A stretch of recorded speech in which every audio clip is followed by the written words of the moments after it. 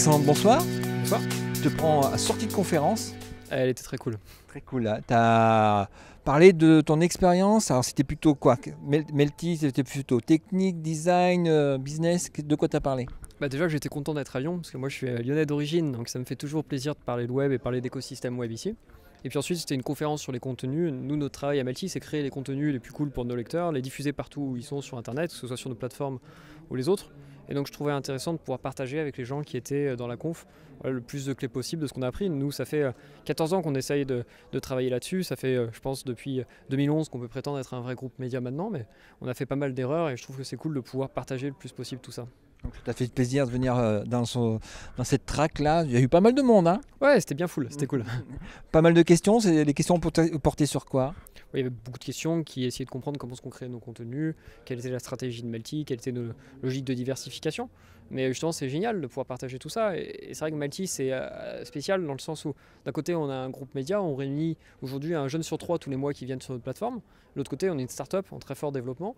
Donc on se développe très fortement à l'international. On a lancé plein d'initiatives, comme notamment la Melty Basket League, le 28 novembre prochain, ou encore les Melty Future Awards qui auront lieu fin janvier. Et tout ça, c'est passionnant et je comprends que ça pose plein de questions. Donc on est heureux d'essayer d'expliquer comment ça a été mis en place et surtout de parler des équipes qui le font. C'est elles qui sont la clé de tout ça. Et donc il y a combien de personnes derrière Melty?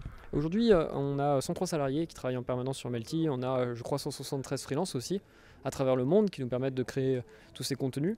Et c'est important, voilà, de parler de toutes ces équipes parce que c'est elles qui font avancer les choses. Je pense que pour faire une belle boîte, il faut avoir des idées, une vision un petit peu de là où on veut aller. Mais ce qui fait que ça marche, c'est si on a les personnes derrière qui sont capables de développer tout ça et de faire en sorte que ça marche bien. Alors ta vision, et vers quoi tu veux aller? Nous, c'est la même chose que ce qu'on a dit un peu l'année dernière. On va être le plus gros groupe média global sur les jeunes, sur Internet et partout dans les pays du monde globalement.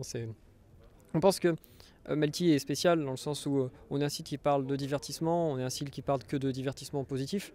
On pense qu'on arrive à la fois avec notre ligne éditoriale et la technologie qui nous permet de faire tout ça à répondre à un vrai besoin qui n'existait pas.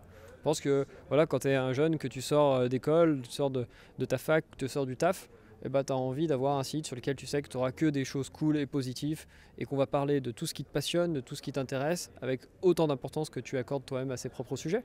Donc c'est ce qu'on essaye de faire. L'éditorial de Melty s'appelle Melty Feelings et on voit qu'on a de plus en plus de fans, de personnes passionnées par ces sujets qui s'inscrivent, qui s'abonnent aux différentes thématiques qu'on peut aborder et qui suivent ça avec beaucoup d'attention. Le mot-clé, c'est l'attention. Il faut que les contenus soient vraiment des contenus auxquels les jeunes prêtent attention. L'économie de l'attention. C'est pas une économie, c'est quelque chose de fondamental. L'ADN de base de Melty, c'est de dire quand on crée quelque chose, on ne le crée pas pour nous, on le crée pour les personnes qui vont le lire. Quand on crée des articles, c'est génial que les gens viennent sur ces contenus. Mais ce qui nous intéresse, c'est est-ce que ces contenus les intéressent vraiment? Ramener des gens quelque part sur Internet, c'est faisable, c'est facile même d'une certaine manière. Non, ce qui est plus difficile, et c'est ce qui nous intéresse vraiment, c'est d'amener des personnes sur une page, mais de faire en sorte que cette page-là, ils la kiffent totalement. À la fois émotionnellement, à la fois avec les interactions, à la fois avec tout ce qu'ils sont capables de faire dessus. Tu as parlé d'un mot qui m'intéresse, c'est l'écosystème. Pour toi, qu'est-ce qui est important dans un écosystème? La question est un peu généraliste, mais non, ce qui est important dans un écosystème, c'est surtout la création de valeur. Et on en revient justement à des contenus auxquels les jeunes prêtent vraiment attention.